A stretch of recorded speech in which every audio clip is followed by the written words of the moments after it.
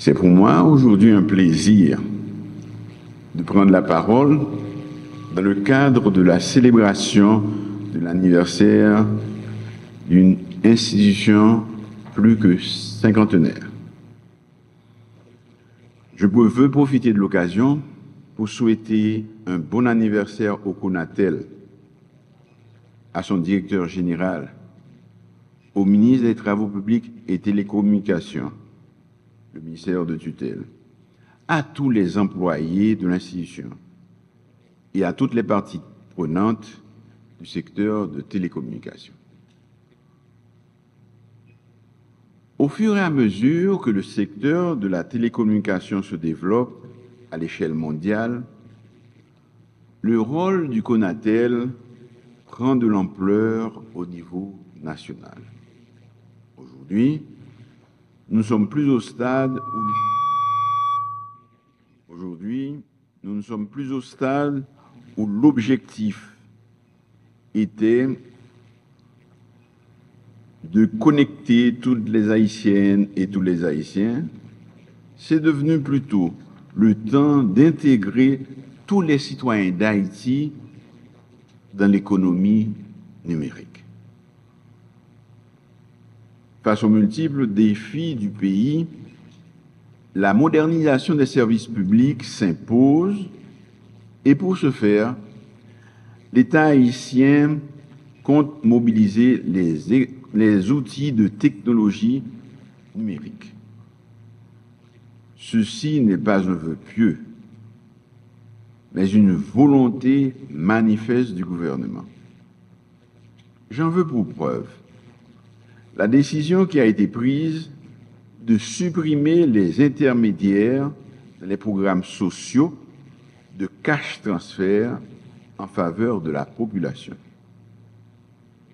Nous ne donnons plus de l'argent à des chefs d'équipe, mais nous utilisons la monnaie électronique pour verser les fonds directement aux bénéficiaires. Cette technique nous permet d'éliminer la corruption, de faciliter la reddition des comptes et de nous assurer que ce sont effectivement les plus démunis qui bénéficient des efforts de l'État. Je souligne en passant que cela n'a pas été facile.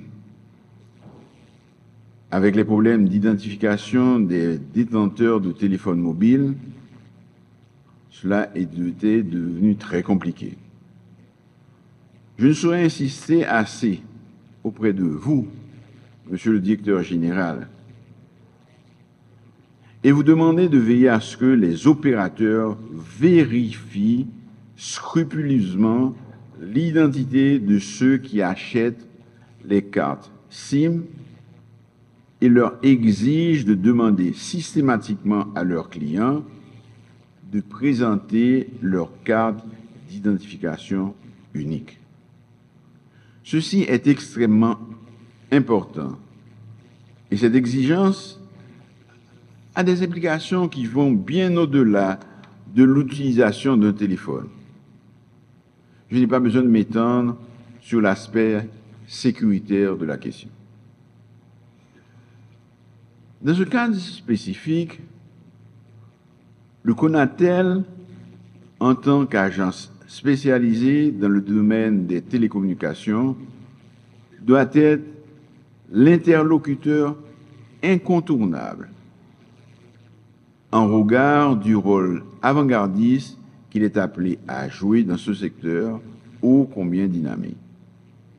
Et les conséquences ne se feront pas attendre. Notre pays bénéficiera des retombées des technologies numériques dans de nombreux domaines. Il est indispensable que le CONATEL veille à la mise en place d'un environnement légal et réglementaire qui permette à tous les acteurs du secteur d'évoluer dans un cadre compétitif et concurrentiel équitable, et ce, au bénéfice des usagers.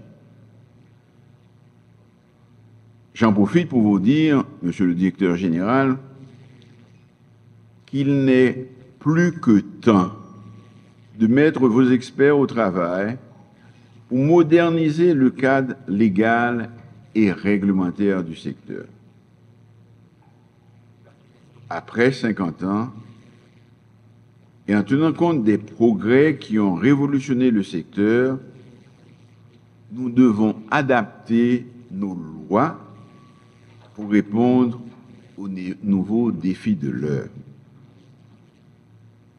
Dans la réflexion et la nouvelle législation, il faudra se pencher également sur l'attribution des fréquences aux médias et veiller à ce qu'ils respectent les lois et règlements, à savoir autorisation d'émettre, paiement des redevances, respect de la déontologie. J'aborde là l'épineuse question des contenus qui sont diffusés, des excès commis par certains dans les médias et sur les réseaux sociaux. Je n'ai pas les solutions, mais je sais que ce sont des problèmes auxquels nous devons réfléchir et apporter des solutions qui respectent à la fois notre attachement à la liberté d'expression, au droit à l'image des individus et empêchent la diffamation et les appels à la violence ou au meurtre. Il n'y a aucun mal à se renseigner sur ce qui se fait ailleurs. J'entends parler des manipulations que l'on peut maintenant faire avec l'intelligence artificielle. On m'a fait une démonstration avec le chat GPT. C'est extraordinaire, mais c'est aussi effrayant à bien des égards. Je demande au directeur général de l'institution de toujours répondre aux devoirs citoyens. Le CONATEL, comme instance de régulation du secteur des télécommunications et numériques, doit jouer valablement son rôle d'arbitre en ce qui a trait au déséquilibre qui pourrait entraver le cours du marché en tenant compte de la mauvaise qualité de service que subissent les utilisateurs. Le CONATEL, en tant que terroir favorable au développement et à la croissance des technologies de l'information et de la communication, doit travailler à soutenir les progrès technologiques en privilégiant l'intérêt du pays.